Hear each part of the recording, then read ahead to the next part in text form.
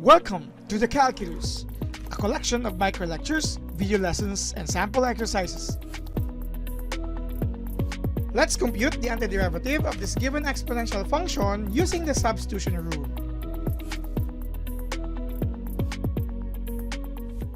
Now here, our exponential function has base equivalent to e. So we have here the integral of e to the power of x plus 9 dx.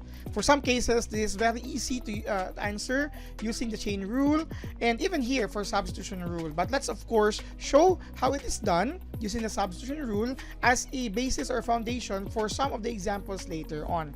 Take note that for the answer for this, when we had our chain rule in the previous example, is itself e to the power of x plus 9 plus c. Okay, so let's show that this is also true, this time using the substitution rule.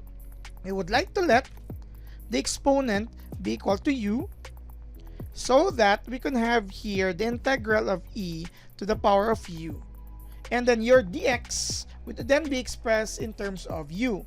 You can get that by deriving both sides of the equation here with their respective variable. So u becomes du, x becomes dx, 9 becomes 0. So you have here du is equal to dx. That would mean for this, simply change it to du with no other constant, and that's already okay. Now that you have arrived into this form, you can now use the rule for the antidifferentiation of exponential function where our base is e, stating that e to the power of x dx is simply equal to itself plus c.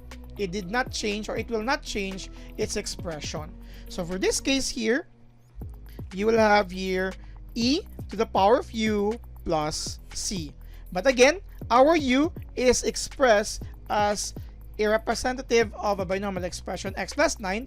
We need to return into that. Now this is why our final answer here would look like e to the power of your u, which is x plus 9, and then plus c.